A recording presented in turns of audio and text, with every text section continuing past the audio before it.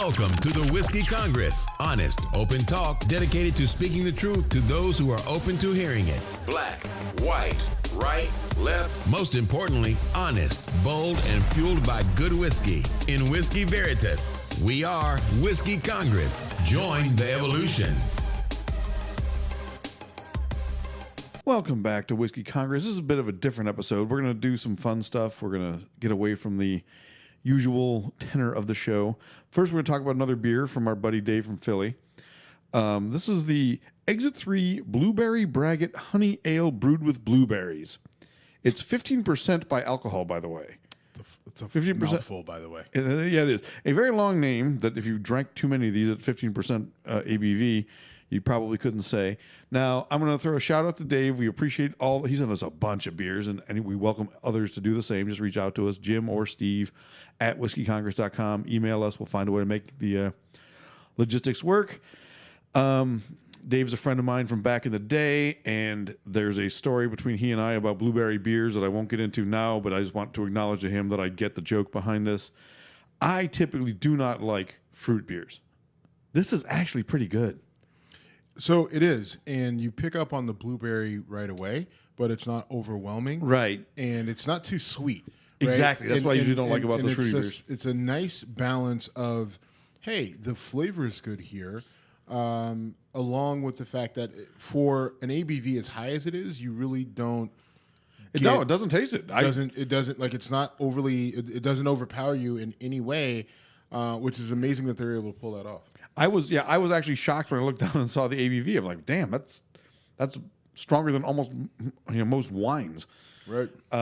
So thank you again. Good beer. Do you want to harp again on the shit you sent us a couple weeks ago? No. We'll be nice. I'll All let right. it go. So little special episode of Whiskey Congress. I do stand-up comedy, which comes up on the show on a fairly regular basis. My comedy is mocked mostly by those who've never seen me do stand-up comedy, but feel free to judge without. I have. What are you talking? You post videos, I watch them. Okay, well, you watched those are early videos and go. All right, I sucked in those. I'll acknowledge that. Okay. Yeah, the only video I think I've posted is my first or second one ever, and it was pretty awful. But anyway, I'm also according to multiple people who have seen you, you have gotten better. Thank you. So I believe that I haven't. And the one night that I tried, you got there. I got there an hour late. Yeah. Supposedly by accident. Actually, I was really nice. The night you came out there, I was like, thanks for coming out, and you missed it. But we got to hang out with the Cleveland comedy scene, and I really enjoy that group of people. Right. One of them has been a guest on our show, and we need to maybe get a couple more. And many of them listen to the show and say they like it. So appreciate that. So anyway, we're going to do, we've done a few shows where we talk about, favorites or in different genres. And today we're going to talk about favorite comedians. So yeah. I'm excited about this. You're tolerating it. Or maybe No. You pulled it up, and I was like, you know what? That's actually a good idea. And so, do you want to go through my 5 and then your 5? No, let's do one back and forth. Back and forth. Yeah, why don't you start? Okay. So in no particular order. These are just like. Well, I'm going to go in my. I'm going to go my number 5 all the way to my number 1. Deal. I'll do the same. And I think you'll pick up on it by the time we get to like number 3. All right, you're number 5. So my number 5 is Bert Kreischer. Oh, really? Yeah, I love. Bert. He's great. Like, first of all, where I connect to him, like comedy is about storytelling, and he tells 2 great stories. I'm the Machine. The Machine and the birth of his daughter, right? Okay. And so, obviously, I've got a daughter, yes. and I can relate to it. And then the Machine story, while I've never been to Russia, I've got a couple stories where, it's just me, and I kind of get loose from the rest of my friends, and I'm really drunk, and I literally travel through like cities and places, and all sorts of shit happens. And so I will never tell those on the air just because they're good so choice, and they could lead to legal charges. Do you know? I don't know for sure off the top of my Samuel head. Jackson? I know who Samuel Jackson is. Okay, but you don't know the story that I have that relates to Samuel Jackson and my drunkenness? It's not ringing a bell. Okay, good. Then you don't know. All right, so, so I can relate to just being kind of the life of the party to the point where it's a little too much. But it's a funny story to other people, but then you realize, holy shit, my life was in danger. And so I guess that's why I just connect so well with the stories that he's told. And a little side note so you know that movie Van Wilder? I've never seen it, but I know. Ryan Deadpool. What's his name? Ryan Reynolds. Ryan Reynolds. There's a movie called Van Wilder, and that movie is about a kid in college who, his dad's a rich lawyer, and he comes from money, and he spends 6-7 years in college partying it up. That movie is actually about Bert Kreischer. I did not know that. And because Bert Kreischer, like back in the 90s, was voted the number one partier at the number one party school. And someone from one of the magazines, Rolling Stone or something like that, followed him around for however long. They wrote this big thing on him. Oliver Stone, I believe, bought the rights to the movie. Okay. A bunch of people wrote scripts. Oliver Stone nothing happened with it. So then someone who wrote the script for him turned around, changed the name, and then sold it to National Lampoons, or maybe they sold it to National Lampoons. National Lampoons changed the name. Bert was never paid for that, but he was just like, it's pretty awesome, so I don't have a beef with it. And that's kind of the story behind that movie and him. But if you see the movie, it's actually pretty funny if you can take Ryan Reynolds, who I like, but he can kind of be a little much. But so he's my number 5. There's so many stories I want to tell. He was on the Alan Cox show last year for like 3 segments, and he told so many great stories. He's just a phenomenal storyteller. He is a phenomenal storyteller. There's a few of them. All right, so two real quick. One of them, he talks about getting his nut crushed in some accident on Bert. On Let's Kill Bert or whatever. Yeah, and Let's Hurt Bert. I think it was. And like this 17-year-old or 19-year-old paramedic girl has to inspect his nutsack that he's swollen up to the size of a softball, and that was just god awful horrible. Well, and you so I can relate to that story. I know you can. Awkwardly, yes. And so he told, oh God, there were so many good stories. I'm going to skip the longer one because even though I like it, it's a long story. But the best one was he was talking about these video blogs he would do, and he went to the comic that lives out in Arizona. I'm drawing a blank on his name. It's a friend of his. He goes out to hang out with him, and they literally say on the Alan Cox show, he says, "I don't think I swear on this. I should be okay." And Alan Cox is like, if you do, I'll just dump it.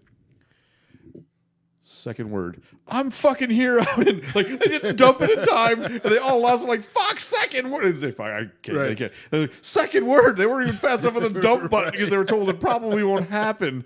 Oh, it was great. There's again, I could talk for Bert Kreischer about Bert Kreischer. He's not on my list. My number 5 is Kurt Metzger. I love Kurt Metzger. I think Kurt Metzger is the best comic that no one knows about. So you do. I do. What's your reaction to Kurt Metzger? I think he's hilarious. He's also a great storyteller.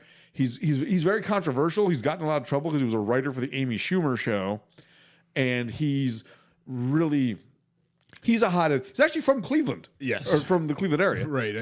Was it Euclid or? I think it is Euclid. It's somewhere on the east side. So he is funny. He's just one of those guys. To me, that sometimes he pushes it a little too far. Oh, he definitely pushes the limits. And for me, like when you push it too far and it's not funny, it's a big turnoff, and it's hard to get me back. It's not that you push it too far and I'm offended. It's just that I get annoyed, right? Because it's just like, oh, you were going down such a good path, and then you go stupid.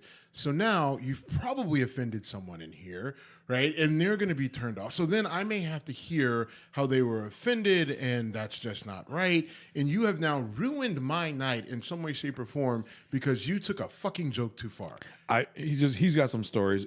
He does a story where and a lot of his stories are just based on his experiences living in New York. Right. Right. I mean, like just some of the shit that goes on that you just deal with every day, which is hilarious. But then he pushes it to a point where it's like, he's also caused himself a ton of trouble on social media. Yes. And he's actually gotten off of it, and I've heard him tell stories about it. And I think he is Well, because I picked up on him from you. Okay. From Race Wars? Yeah, okay. yeah, and because I didn't listen to it as religiously as you did, but I would listen to it because I thought it was a good learning. Schwarzmal and Kurt Metzger had a great vibe. Right, their energy and everything else. So is that show still on? Yeah, sure. Oh, right. I There's faded so out much of it. out there. Yeah, I don't listen to it.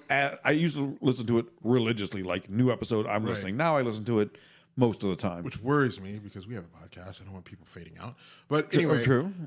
We don't fade out, Steve. we do not. But no, that's why I listen to him. So I mean, he is funny, but he sometimes he does go too far, and even with the race stuff with which Sherrod Small, it's just like I don't know if I could be him. Well, you know their ritual.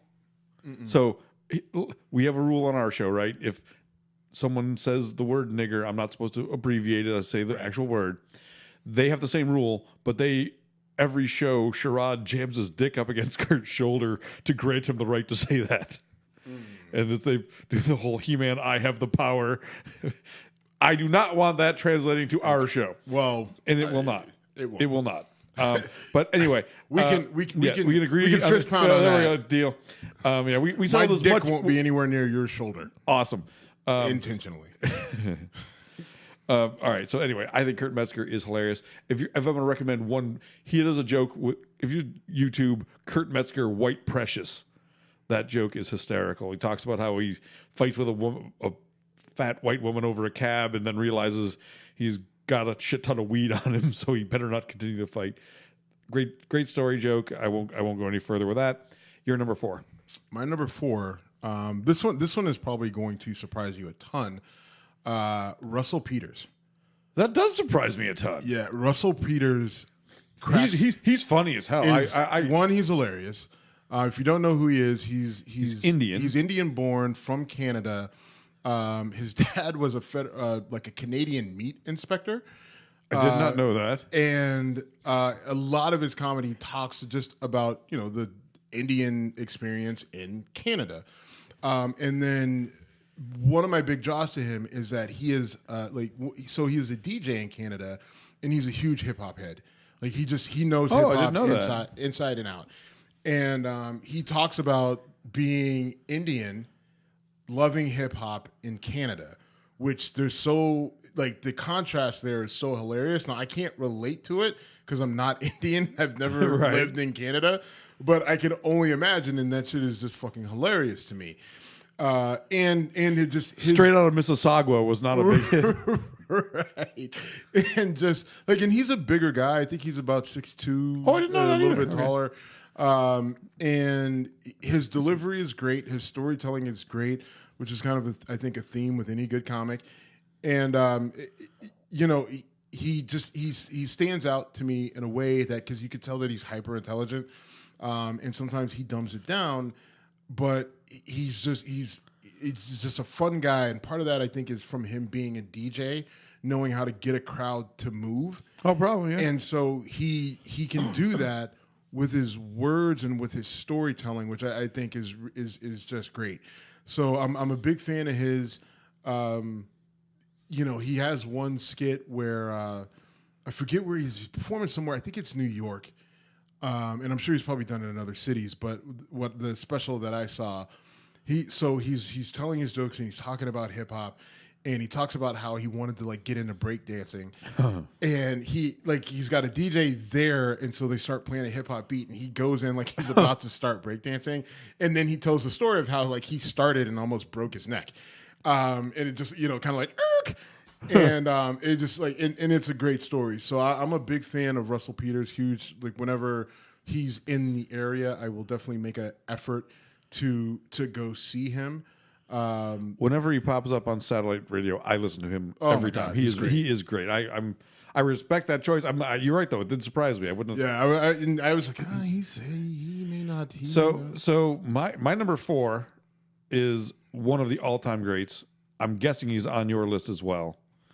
I am a huge fan of Chris Rock. He is probably your number 1 based on that look. Chris Rock is, there's so many things about Chris Rock I love. One, as a stand-up comic, he is fucking amazing. Delivery, storytelling, social, societal commentary.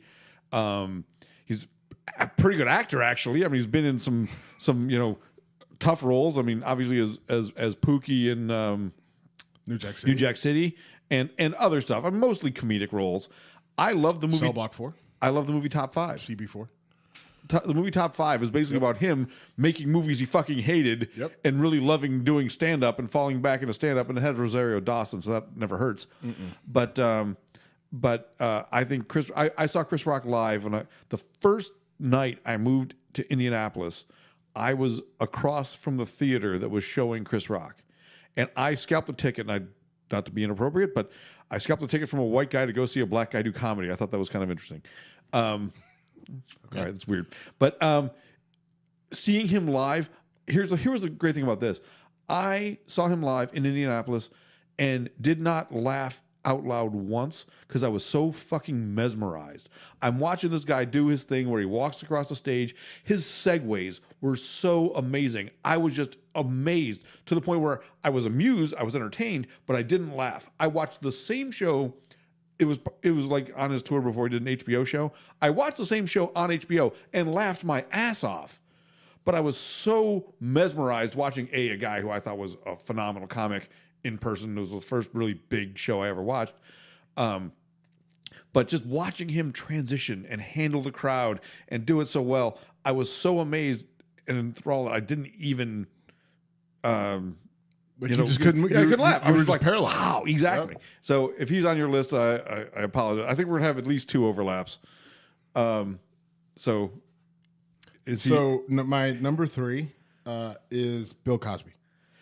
Ooh, well, Bill Cosby's a great stand-up comic. No doubt about it. Bill Cosby's stand-up. I mean, obviously, or sit down. Right. I mean, he hasn't done it. I mean, I think he did something recently. Actually, he went back to it.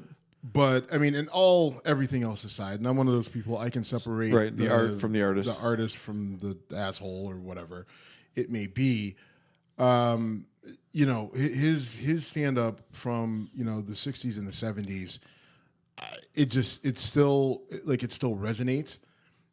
It makes me laugh very hard every time I see it, I listen to it, and what's funny is that you listen to a lot of those stories, and those are literally episodes of the Cosby Show. Oh yeah, I mean, which it just like if you look at him all around as an entertainer, from Fat Albert to Cosby Show, stand up, he was one of the most influential. And the pencil was the one from Nickelodeon. Yeah, you don't. You probably talking about. I've heard. I was like you were too old. I know. Well, I mean, you were a young teenager when that was happening. I was a child mesmerized by a fucking talking pen. So. Oh, then maybe we're not talking about the same thing. No, we are. Okay. Probably are. I can't remember the name of it now, and I'm sure there are people screaming right now at their phones. It's such and such. I can't remember. Okay. But he had this little pen where he'd make a noise. Anyway, go ahead. Sorry. No, I mean, it's tragic how the story ends. One of the guys has nothing to do with this, though. No, honestly, I mean, it's very separate. Right. It's very separate, and just him as a comic, listening to his stand-up. And he was mostly a clean comic. Very clean. So I'm not a big fan of clean comedy. If he did curse, it was very little. It was kind of like his best joke was, damn it, cocaine. Cocaine intensifies your personality. Well, that's great, but what if you're an asshole? Right. That's from Bill Cosby himself. But that's probably as vulgar as he got. Right. Exactly. And it was fine. And there's a lot of people who followed that path. I mean, like Sinbad was one of them who. Sinbad was a guy who followed in the steps of Bill Cosby and ultimately ended up on a different world, which was a spinoff of the Cosby Show. And Sinbad had a couple comedy specials that were also hilarious. So I can't. I'm not going to leave him off the list because of everything that's going on now. And I have to be honest, just he's one of those first comics that my dad said, "Oh, you like comedy? Then this is what you need to listen to." When I thought Eddie Murphy was the funniest person on the planet, and then it's just like you're this Bill Cosby guy, and you're like, "Wow." Right? I mean, like, this is amazing, and he's not telling me to go fuck myself. Right. So what? Are you ready for me to go mine? Yes. So kind of in the same vein, my list, when I started to try to whittle out my list, I had like 25 names on there, and it was really tough because you know how passionate I am about comedy. And so social impact and impact on my way of thinking played a huge role in who I chose. And just, I mean, obviously I had to like their stuff. Can I guess? Sure. Is this George Carlin? No. Oh, okay. No, but if you got another guess, all right. So if I give you the clues, people that I have gravitated to. Just tell me. Joe Rogan. Joe Rogan is Joe Rogan He's definitely going to be my second. Okay. Joe Rogan as a stand-up comic is fucking awesome. He is very funny. He's super high energy and he's funny and I mean I love his podcast. We've talked about that. And I think he's just a really interesting guy. I like his intellectual, his intellectual honesty and his intellectual curiosity without really drawing a line for I'm on this side. I love that. As a stand-up comic, though, he has made me just tear up laughing. One of his funniest jokes to me is, and I actually watch a fair amount of comedy. I do. I give you a hard time just because I'm an asshole. But one of his funniest jokes is, if you're homophobic or you hate gays, it's either because, what did he say?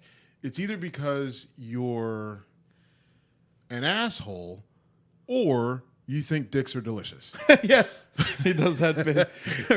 or at least you're terrified that dicks are delicious. Right, you're terrified that dicks are delicious. And like his delivery on it is like, oh my God. What in the fuck just happened? He's got so many. He does a bit about what aliens would think if they came down and saw us watching football. We're like, we were going to kill you before you got to this, but now he doesn't. Another one. This is just a social commentary thing, but here's one thing. He says, marijuana can kill you if someone throws a 25-pound bag of marijuana out of a CIA drug plane and it hits you in the head after falling 30,000 feet. It can kill you. Other than that, marijuana can't kill you.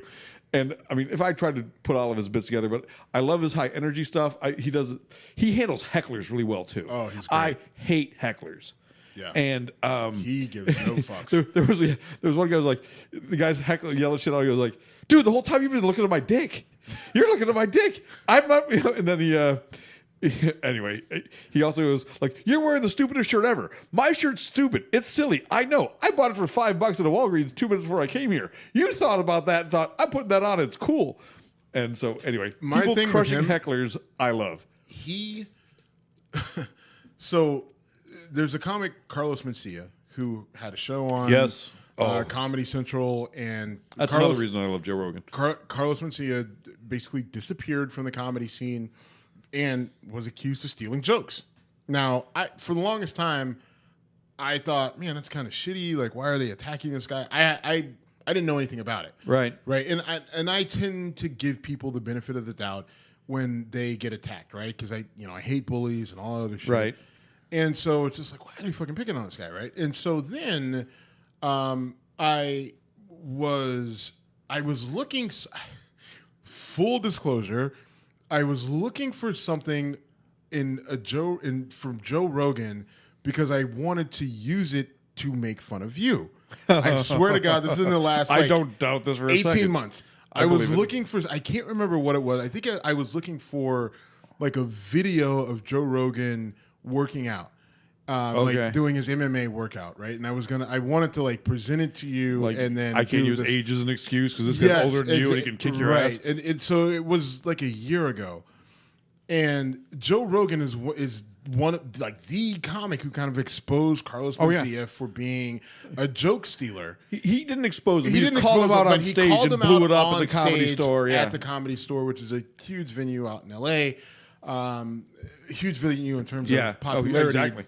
Not necessarily because of size, but he calls him out on stage, and then there's a video kind of documentary of him like going through like these are the jokes that he stole. Listen to this comic, and then listen to Carlos Mencia, and then he actually confronts Carlos Mencia at the Comedy Store, and it's just like, you steal fucking jokes. Like, you stole this joke. You stole this joke. And he makes it awkward for other people because they're like, oh, man. You want to know the whole story behind that? Or do you know the whole story behind that? Well, I mean, after watching. I mean, well, literally, how it happens is he introduced. So they were in a setup where they were just doing like 10-minute sets each, and the next guy after him was a writer for Mencia's show. Now, Mencia being a joke thief was well known. Our buddy Dean Zarbaugh, who used to work out in L.A., said that when he was a comic out in L.A., everyone knew Mencia's here. You know, don't do your best stuff. He'll steal your shit.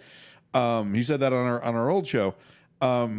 So Rogan does his set, and there was no host, so you have to bring up the next guy. Well, he introduced the next guy as the guy from the Mind of Menstelia. Well, Carlos Mencia was there. He comes up, and that's when that battle starts. That's when that back and forth. But also, he had stolen jokes from Ari Shaffir, who was a really good friend of Joe Rogan. So it was not even. I get what you're saying. That it felt like a bullying moment, but it was actually. Shaffir was getting robbed, and Rogan was standing up for his friend. Well, I get what you're saying. I wasn't calling Rogan, like, there were so many people saying it that, I mean, it was well known. I mean, like, there were people, I mean, at the time, at its height, I mean, I was in Chicago, and there were people at the what's the place in Chicago? The big place. The Improv. No. There's a place. Second City. Oh yeah, sure. There were because I working the bar scene in Chicago when I was there, I dealt with a lot of comics there, and there were a lot of people who like. I remember the one night, my one buddy Chia, he was he worked with me at the bar.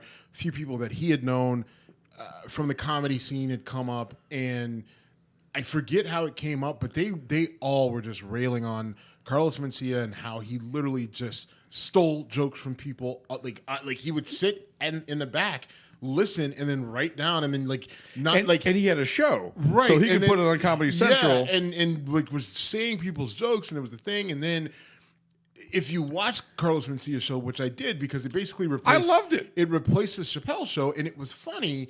But then when you realize, like, oh, all right, well, half those jokes were stolen.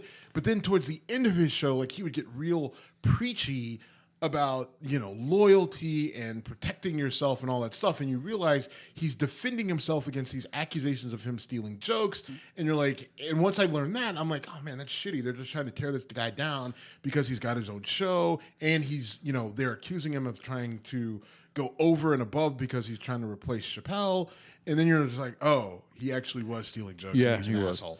And stealing jokes is something, I mean, there's lots of times when there's gray areas, like, if you tell a joke about something in the news, as a comic, I've told a joke and then, or written down a joke and then gone and done an open mic and someone else is doing the same joke that I was going to do. I'm like, okay, can't do that one anymore. Right, dead in the water. I joked with Bill Squire once. I was out on that project in Frederick, Maryland, and I was going to an open mic there. And I just texted Bill and said, hey, you want to know how your Chipotle napkins joke is doing in Frederick? And he just replied, please don't do that. I'm like, Bill, I would never fucking do that. But I just felt like messing with him. But anyway, so where's the open mic at? Where? At a place called, fuck you. It's a place called Guido's, which I can't believe there's a bar called Guido's today. All right. I knew that's what I know. So first thing I was like, is he be sincere? Oh, no. He knows exactly where it is. All right. So that was your number 3? Yeah, that was my number 3. My number 3 was Bill Cosby. Yours was About to Be Delivered. Okay. Oh, that was Joe Rogan. It was Joe Rogan. I'm sorry. Yes, that's what we were talking about. Yes. So my number 2 is Mr. Eddie Murphy. Eddie Murphy is a comedy monster. One of the here's the truth about Eddie Murphy. A lot of his stuff today would get him in so much trouble. Oh yes. I mean, just the gay bashing. The bush and bitch. There's that. Go get you a bush bitch. And grab her by a bone in the nose. How about? Oh my goodness, I forgot that one. But what about? I mean, the whole thing with "I feel you faggots looking at my ass" and is Mr. T as a gay guy. I mean, he did so many things that today would get him destroyed. Having said that, he was great. Raw he was and delirious. All of my friends, all of my white friends in suburban Buffalo gathered around a TV and laughed our asses off. And I mean, again, storytelling, great. Delivery. He was just such a stage presence. I mean, phenomenal. His like just voices and him.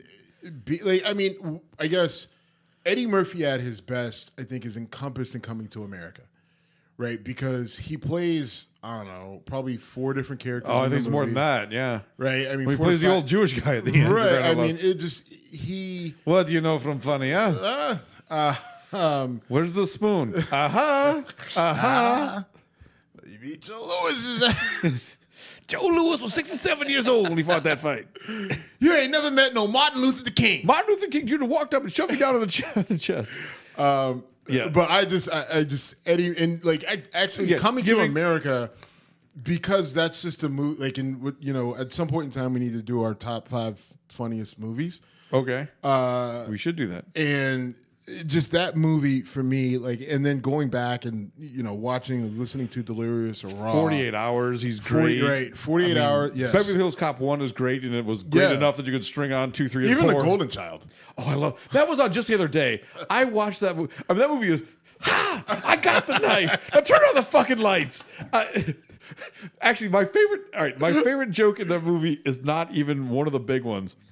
It's early in the movie, right? He's chasing someone. He's got a gun drawn out, and he ends up interrupting a family having a barbecue. And he's like, "No, it's okay. I just want some chips." He has to go potato chips, and then runs away. But yeah, that movie is full of. That movie is him being a comic in a not serious movie, but in an action movie, comedy. Not actually a good movie, right? No, not even a good movie. The only reason that movie is even worth watching is because of him. Absolutely true. Right? Because the story and the old gross guy who wipes the booger on his shirt. Right, like the story and the premise of the movie is stupid. My dear brother Numsy. Yes. Sweet brother Numsy. They'll put this in a little file. I will do Golden Child joke. Again, you're right. It's not a good movie. Right, and yet but I it's fucking hilarious. love it. Hilarious. Yes. No, Eddie Murphy is an all-time great. Shall I go to my number? Yeah, go. Do it. I got left. I've got. Who's your number 2? Dave Chappelle. Oh. Dave Chappelle. We'll talk about this. We'll talk about him and me after this. Okay. And I got to see him. I got to see him live in Cleveland last year, and it was an embarrassing moment for the city of Cleveland because people could not stop yelling shit out at, in my opinion, one of the best stand-up comics. What were they yelling at? Just random shit. And what was funny was, we get there and they said you can't have your phone out. If you do, we'll remove you. And it's a big thing with him. Yeah, well, and a lot of comics now because they don't want to get their stuff filmed or whatever. They don't want to get judged publicly for you say something and it gets taken out of context. If it's not a special, then they're trying. Right, they're trying material. Right. Absolutely. And you make a joke and then suddenly it's you said this and this is whatever phobic. It's like, all right, just they're comics. But the funniest thing that got yelled out was he was doing his stuff, and the first few people that yelled stuff out, he responded so quickly and so in stride. I thought they were part of the act. It seemed like, okay, they placed people here to say this at this time, and he's going to crush that. And then some idiot yells out, Finkel is Einhorn, a reference to Ace Ventura. And he literally goes, I have no idea what the fuck that means. and then he claims he was not. Maybe he wasn't. And he was smoking a cigarette the whole time. Wait. I remember this is a big deal, right? It was. Because I think he made a joke about Cleveland in another city what's funny, shortly thereafter. He comes to Detroit. He came from Detroit to Cleveland, and he got the same shit in Detroit. And he came here talking about how much Detroit sucked because people couldn't shut the fuck up, and then people in Cleveland couldn't shut the fuck up. But having said that, Killing Him Softly, 1999. Oh my God. I didn't know who he was at the time. Sprinkle some crack on him. I've seen this sort of thing before, Johnson. He put pictures of himself all over. Let's sprinkle some crack on him. Let's get out of here. Weren't y'all a little suspicious? Just again, great storyteller, great joke teller, and like all the other fun, they've got things. They're great on stage, phenomenal on stage, and they're also diverse off stage. Dave Chappelle has been in a bunch of movies. I mean, he's Pinball and Con Air, which is not exactly, but he's in Robin Hood Men in Tights, which also should not be proud of, but he actually was funny in it. Oh, he was. Actually, I like Robin Hood Men in Tights. I didn't. I thought the movie reused every Mel Brooks joke ever. It was a point. Well, all right. Mel Brooks is in it. Yeah, well, Mel Brooks is in most of his movies, but in terms of like making me laugh out loud, just fall over, he did it as a stand-up many, many times. And then the Chappelle Show was comic genius. I mean, he talks now about how after he, first of all, he got called crazy because he went to Africa when he got into trouble with Comedy Central, and he basically just said, he didn't even get into trouble. No, he didn't. They tried to bully him. They paid him a bunch of money. And they said, basically, we're paying you all this money. You're going to do what we say. And he said, basically, and I'm not trying to like totally overinflate him as an artist, but as an artist, he said, I am not going to let you force what I put on the air down my throat. So you don't like it. You think you can push me around? Fine. I'm going to fly to a different continent. And once I'm on that continent, you try to tell me what to do. And, and there's a lot too about, things that he said after that, where his concern was it went from, are they laughing with you or at you? And as a black comic, you're telling jokes and you're dipping into race issues. Yeah. Has to be a concern, right? At what point does it become a minstrel show? And a what? A minstrel show? Minstrel. I'll go. And he took that serious, which I have to respect him for and appreciate, because that's something that some black entertainers don't necessarily take into account. That's something that I don't think Flavor Flav ever really thought about. That's something that, I can go down the line of black entertainers who, I don't know, I could even go with, Marlon Wayans and his brother. Damon. No, not Damon. Keenan. Keenan Ivory Wayans. No, not Keenan Ivory. I'm sorry. Whatever the brother. They're Sean, yes. Sean and Marlon. I wonder if they actually take that into account. But that's what drove him away, right? That's what drove. Are they laughing with me or are they laughing at me? And if they're laughing at me, and I'm talking about these racial things, are they saying yeah, that's real life, or they're just yeah, do it, nigger?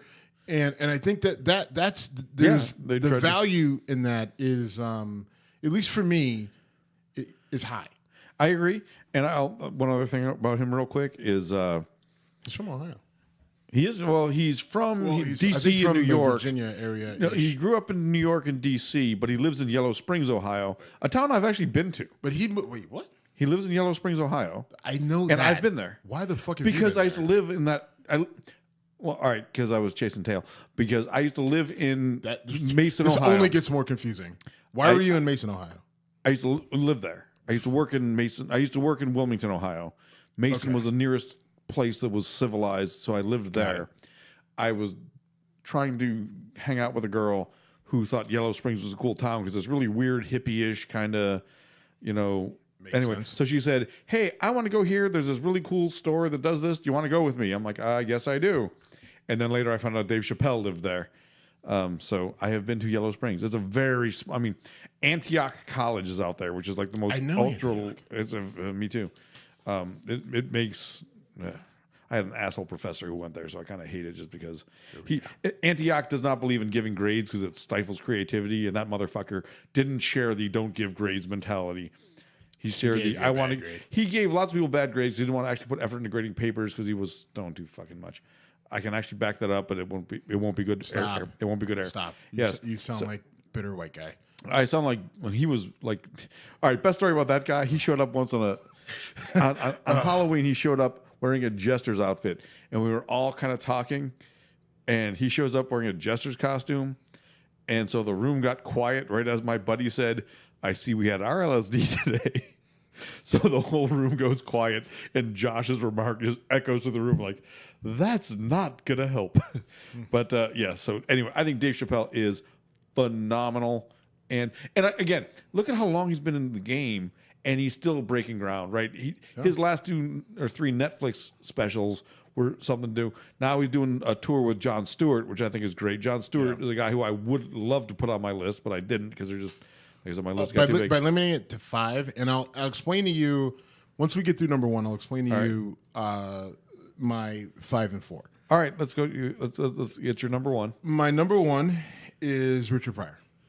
Richard Pryor probably paved the way for almost everyone either of us have talked about tonight. Yep. I see. I And was torn. I'll throw this out there. One, again, unbelievable storyteller. Yes. And he just, the things he talked about, like, so he was an addict. He had issues and problems, but he put it all out there in a way, like, it took me, like, for a while, you're just like, wait, so your crack addiction literally made you set yourself on fire? And then you ran around and then you were still trying to smoke more crack? And the way he tells it, it's hilarious. But when you sit down and think about it, you're like, oh my God, like, how fucked are you? And you realize he was an incredibly flawed human being. And then there were some things that were even more sketchy that had come out about the Marlon him. Brando thing. Yeah. Quincy Jones, like, Jesus, Q. Which that's a story that I wrote about at whiskeycongress.com because it was so ridiculous. Yes, that was actually one of my favorite. One of your go you had to onto go our to the archives a bit, but just go to our site and go to search and type in Quincy Jones, and it'll come up. It's the first and only thing that comes up. But I don't know if that's true. I might have written something about Quincy Jones too, but okay, maybe. But right, either way, one or two. Find it. Find the one Yes. written by me, Steve. So he was incredible. Richard Pryor was an incredibly flawed human being who laid it all out there in his stand-up how flawed he was.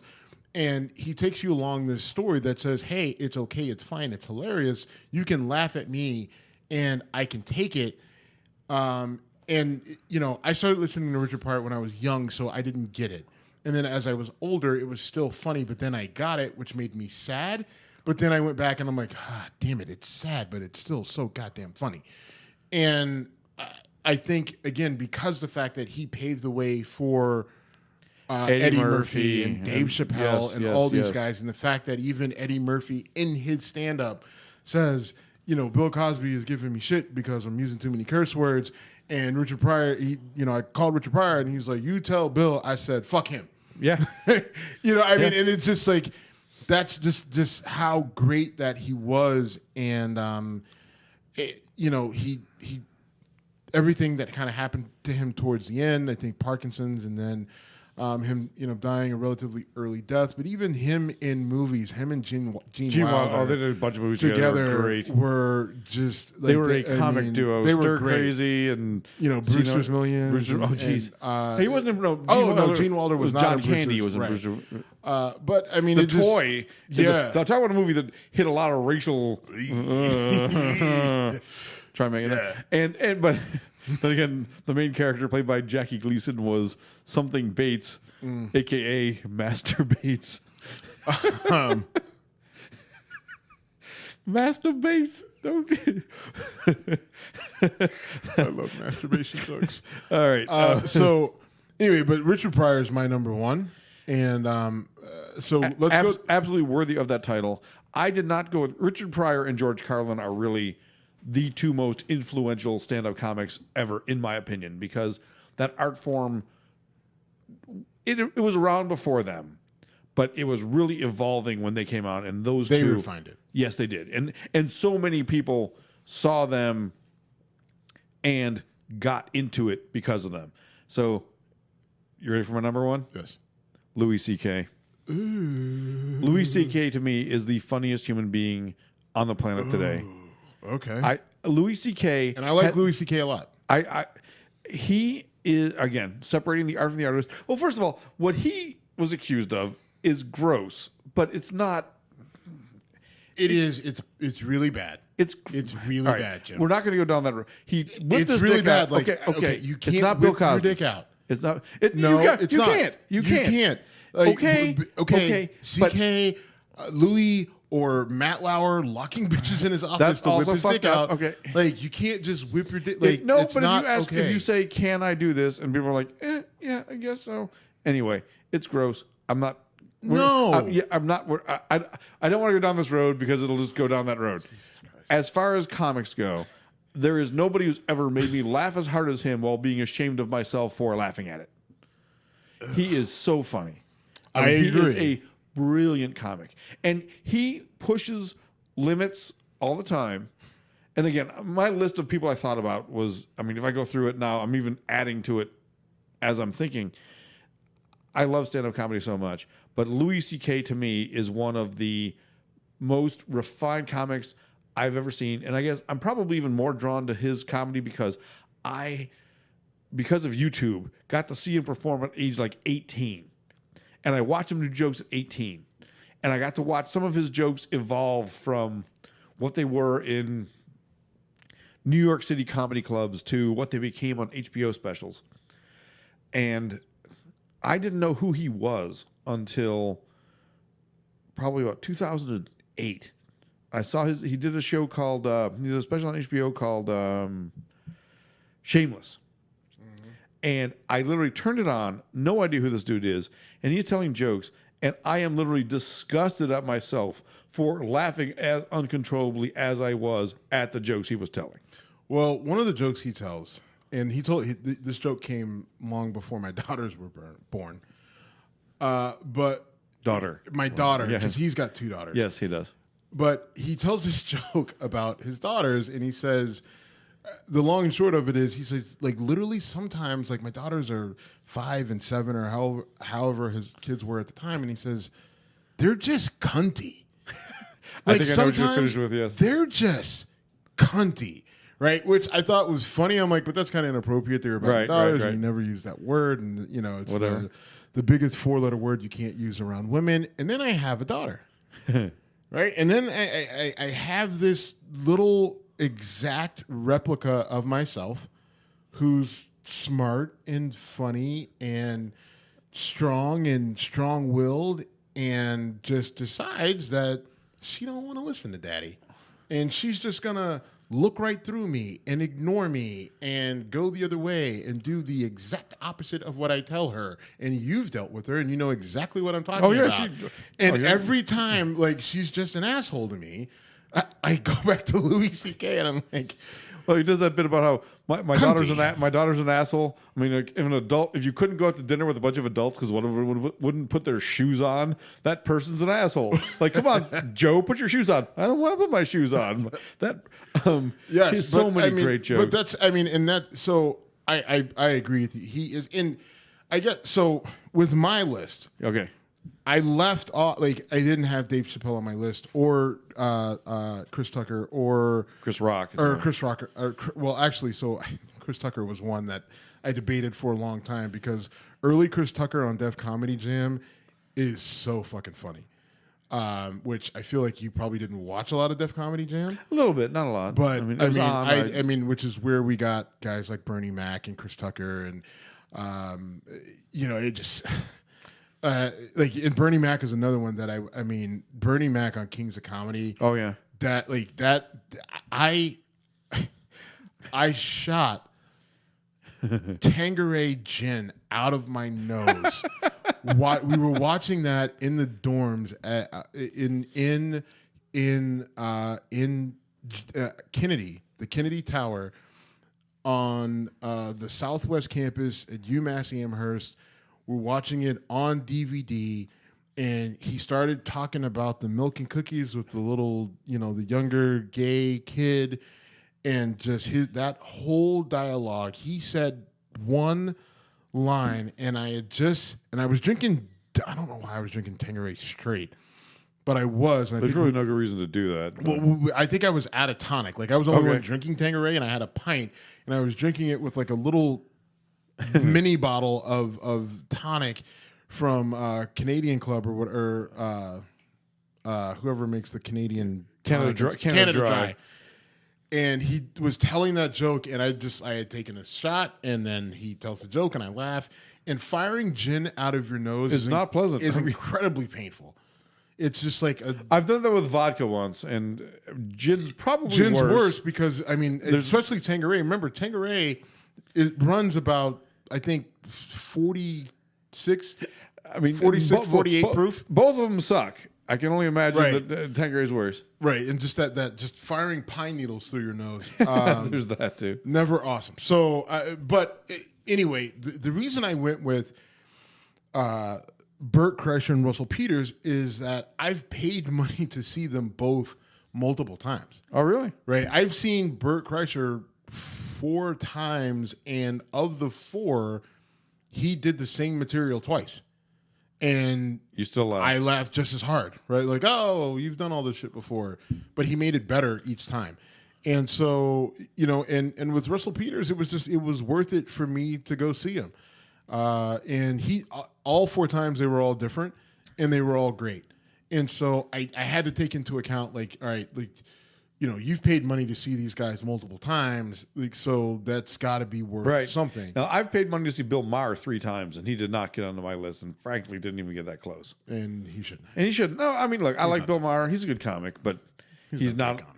What's that? I mean, he's a okay. good comic, but he's not at the level the guys were talking You know what? about. And even before his show, I wasn't.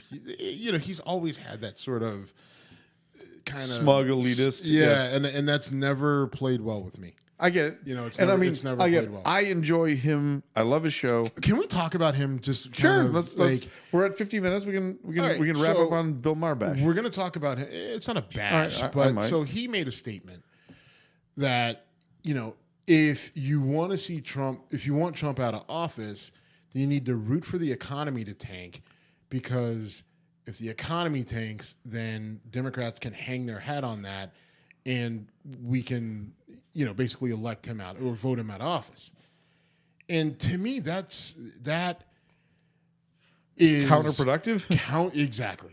Like, so we want the country to. So what you're saying is, you're so American that you're rooting against the president and you're rooting against America, basically just to make yourself feel better because you don't like the guy in office, which is no different than what Donald Trump was doing, saying, with the whole birther thing and the conservatives and mostly Mitch the white people. Mitch McConnell, said And- our number one goal is to make Obama a one-term president. Okay, Right. then you're saying let's fuck the country to get our political agenda through. Right. Whether it's left or right, it's completely disgusting to me. And that, to me, the whole cut your I nose didn't off hear. to spite your face. Right. I didn't hear him say Like that. But that's disgusting. That's awful. That to me is just, and that to me embodies Bill Maher. And oh, by the way, how much is Bill Maher worth?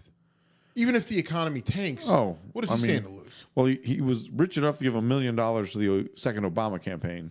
Well, I mean, and that's the So thing. And he's- I've seen things where he's worth anywhere between 50 and 100 million. That's probably about right. But either way, even if we have another recession like we did back in 2008, so when like people that say guy the economy so- tanked, we're talking about the Dow crashing, and we're talking about unemployment going up.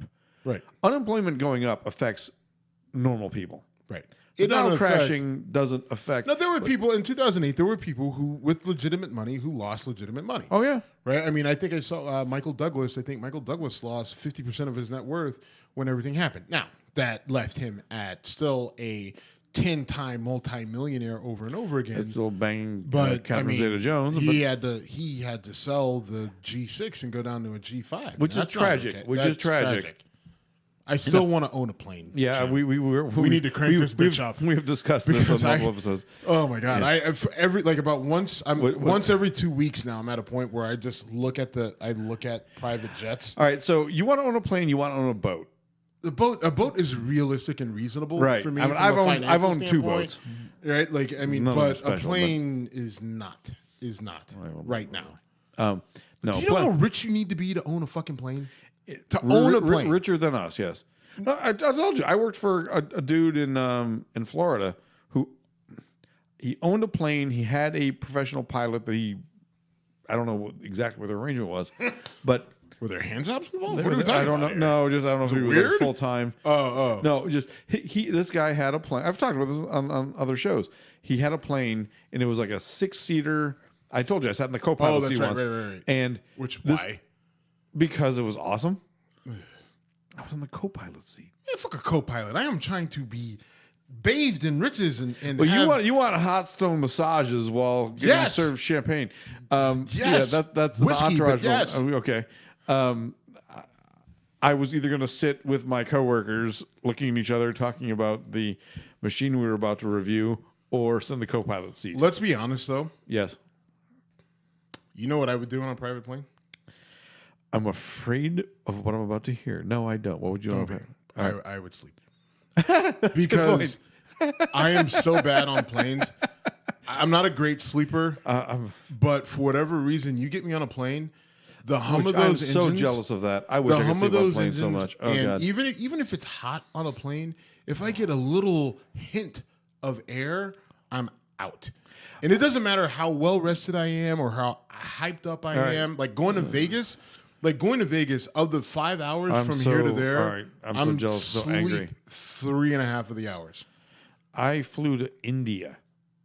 I flew from Buffalo to JFK, JFK to Paris, Paris to Bangalore, India, and slept 0. How long is that flight? Total, how much time did you spend in the air? 16 hours. I could tell you, other 16, I probably would have slept 12. And it's not because like every time I wish I could. Like I bust out my tablet. I tried so hard. I bust out my tablet. Like I'm gonna watch this and this, or I'm gonna bust out the computer. I'm gonna type. I'm gonna do all this work, and then I end up like face first, like in the keyboard, or like the tablet ends up like in the person sitting next to me, their lap. I'm just put myself in the position of the person sitting next to you that as you awful. Flop over. I'm like, feel terrible. Okay. I don't. Well, what I've done actually, I do a pretty good job of not coming down on the person. I'm sure that's appreciated. I'm conscious of my body, and that's why I always get a window seat. Because you can lean that way, and right? be done Because with I can lean towards lean towards the window and the wall, and I'm good. Which is why you'll never see me get a seat. Like one time, I got the aisle seat, and I kept getting banged with the cart because like my head and foot had just drifted out to the right, and they were trying to avoid me, but they would hit me with the cart first, which would hit my head, and they would move my head and then go back, and then coming back, bam, they would hit me again. So I don't do the aisle. I always make sure I get the window seat. And which is a big reason why I fly Southwest, because it's no big deal. Like I just get right in there. All right. We should wrap this up. I've had fun. This was fun. I was afraid that you would not enjoy the comedy stuff. I thought your list was awesome. I think so. I give you a hard time about comedy just because it's fun for me.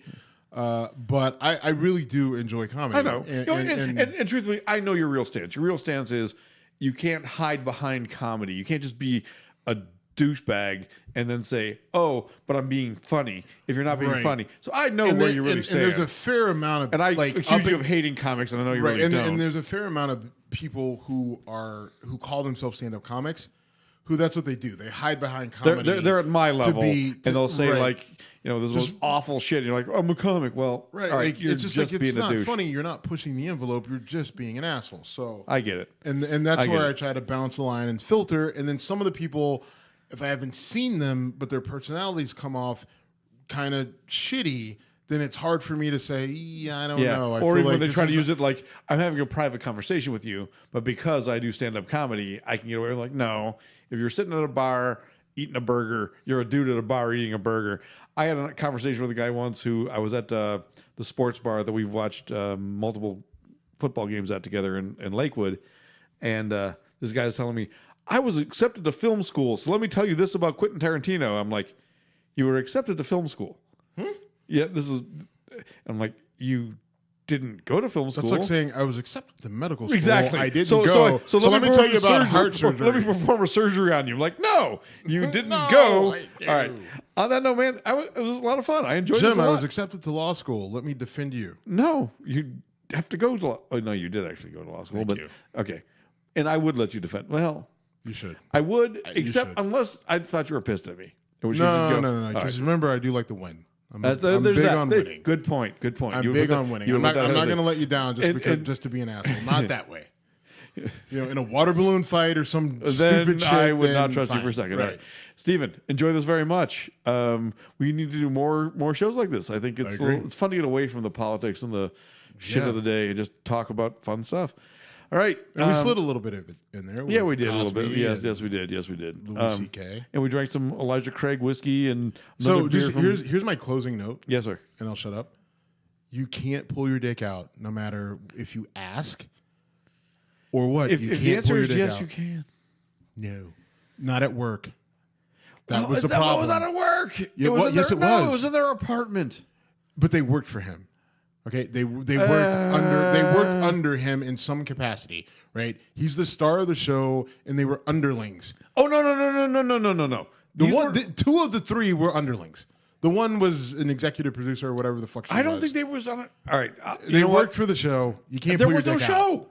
He was a stand-up comic. They were doing comedy routines. He Can't pull your dick out. All right. You can't pull your dick out. And the don't pull your dick out is the. I mean, unless you're on a date and she's doing a striptease, can't pull your dick you're out. You're required to. I'll need to get. Do we need to work on this? No, I've never done this, nor will I start. Do we need to do a drill? No, I'll get a blow up doll. No, we don't. All right, right, and then when you go to whip your dick out, you know what? I'm gonna I am done with you. Slap you with a yardstick. I was enjoying this so much, and now I am fucking done with you. Elijah Craig whiskey, the blueberry braggot honey ale brewed with blueberries. That's braggot. Braggot. I said braggot. That's braggot.